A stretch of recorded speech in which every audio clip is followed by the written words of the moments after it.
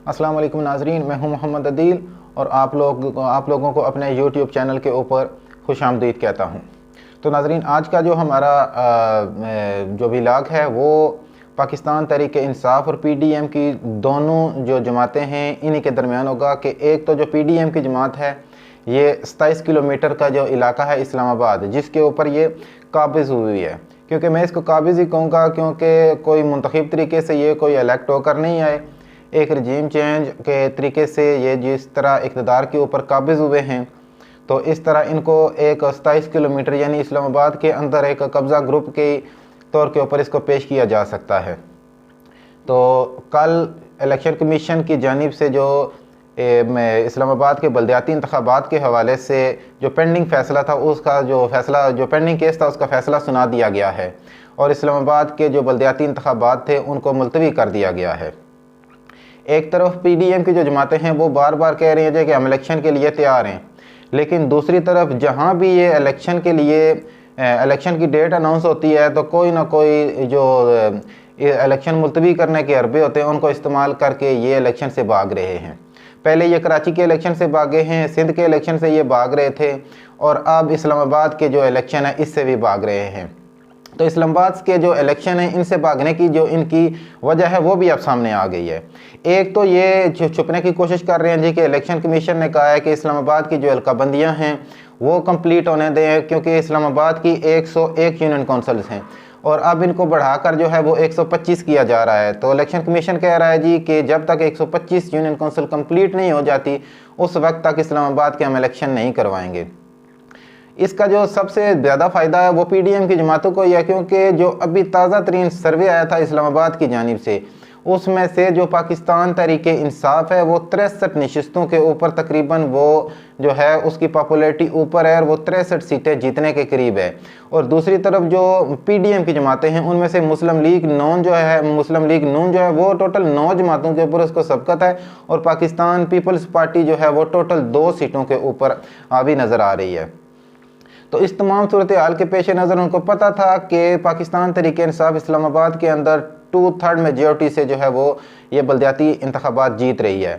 तो इस वजह से उन्होंने इलेक्शन कमीशन का सहारा लिया है, क्योंकि इलेक्शन कमीशन तो इनकी एक बी टीम है, जिस तरह ये कहते हैं वो सेम उसी तरह ही करता है। तो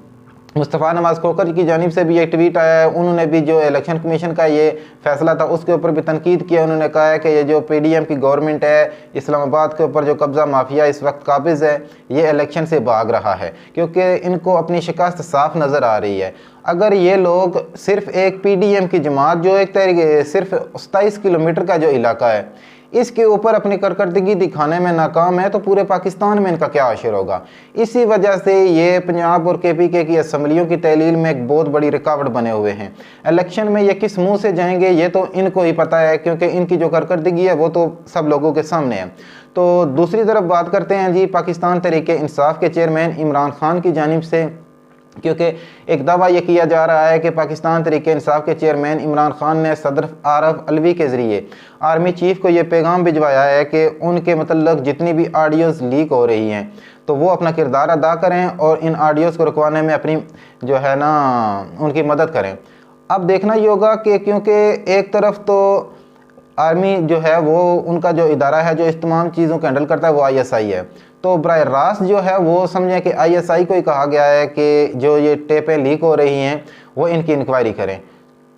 अब देखना है कि हर दूसरे तीसरे दिन जो वफाकी वजीर हैं अब कह रहे हैं, राना सनाउल्लाह कह रहा है जी कि 10 मिनट की आई थी, अभी 30 मिनट की कोई वीडियो भी आ रही हैं। अब इस सारे मामले के पीछे बज़ाहिर तो यही लगता है कि वफाकी गवर्नमेंट ही है, क्योंकि यही इस सारे के सारी चीज़ों को हैंडल कर रहे हैं।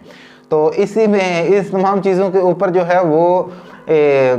एक ट्वीट आया था, एक जो मेरे ख्याल में कोई फेक किस्म का अकाउंट बनाया गया था, उसमें से एक ट्वीट आया था जिसमें पाकिस्तान के मशहूर कॉमेडियन है शफात हुसैन, उनका एक तस्वीर लगाकर नीचे कमेंट्स लिखा गया था कि इमरान खान के मतलब जितनी भी ऑडियोज़ आ रही हैं उनमें जो तस्वीर है वो इस बेगैरत शख्स की है। वहाँ पर उनको एक गाली भी दी गई है। तो उसी के जवाब में शफात हुसैन ने जो नीचे उनके रीट्वीट किया है उसमें उन्होंने कहा है कि जी बिस्मिल्लाह करें, अगर मेरी आवाज़ है तो इसका फ्रांसी करवा लेते हैं। अब देखना ये होगा कि पीटीआई जो है अभी तक उनकी डिमांड फ्रांसी की तरफ नहीं गई है। जितनी भी ऑडियोज़ लीक हो चुकी हैं, किसी एक ऑडियो के ऊपर भी पाकिस्तान तहरीक इंसाफ का ये मौक़िफ़ नहीं आया है कि हम इसकी फ्रांसिक करवा लें। ये अगर फ्रांसिक हो जाए तो कुछ ऑडियोज़ की हुई हैं फ्रांसिक, तो उनमें से तो वो जैली जो है ना वो करार दिया गया है। अब दूसरी तरफ जो है वो सदर आरफ अलवी जो हैं वो आर्मी चीफ से इस चीज़ के बारे में कह रहे हैं कि इसकी तहकीकात की जाएं। अब जब आर्मी चीफ इस बारे में तहकीकात करेंगे तो वो भी सारे का सारा लोगों के सामने आ जाएगा। और तीसरी जहां तक बात है जी कि वो एक बड़ा नया पेंडोरा बॉक्स खुला हुआ है अहमद मीर के जो इंकशाफात हैं उनके हवाले से लेकर, क्योंकि अहमद मीर ने एक निजी तकरीब में ये ऐलान किया था कि उनकी जो गुफ्तगू थी वो ये थी कि जो 2018 का जो जनरल इलेक्शन था वो इमरान खान शहबाज शरीफ की वजह से जीते थे। अब देखना ये होगा कि शहबाज शरीफ की वजह से क्यों जीते थे, क्योंकि अहमद मीर का कहना था कि जीएचक्यू में शहबाज शरीफ को जब ये अपोजिशन में जब ये इलेक्शन कैंपेन कर रहे थे तो उस वक्त शहबाज शरीफ को जीएचक्यू में बुलाया गया। तो उस वक्त जीएचक्यू में जनरल पाकिस्तान के आर्मी चीफ जनरल बाजवा थे और उनके साथ DGISI अहमद मुख्तार थे और उनके साथ DGC जनरल फैज़ हमीद थे। इन 3 जनरल्स ने जो है वो कुछ शहबाज शरीफ के साथ कमिटमेंट्स की थी कि अगर आप इलेक्शन जीत जाते हैं तो क्या आपके जो फैसले होंगे वो आप करेंगे या नवाज शरीफ करेंगे। तो शहबाज शरीफ का अहमद मीर ने यही कहा है कि शहबाज शरीफ का जो है वो मौक़िफ़ जो था वो बड़ा क्लियर था कि मैं अपने भाई से बढ़कर किसी भी जगह के ऊपर अपने भाई को क्रॉस नहीं कर सकता, चाहे वो जो सियासत का मामला हो चाहे वो वज़ारत उज़्मा का हो। तो इस वजह से वो जो एक सिनेरियो बना रहे थे कि इन दोनों भाइयों के दरमियान इख्तलाफात पैदा करें। अहमद मीर ने बड़े ही अच्छे तरीके से कहा है कि ये इन दोनों भाइयों के अंदर जो है ना बड़ी मोहब्बत है। इस वजह से शहबाज शरीफ साहब ने अपने भाई की मोहब्बत की वजह से 2018 में उनको वज़ारत उज़्मा मिल रही थी तो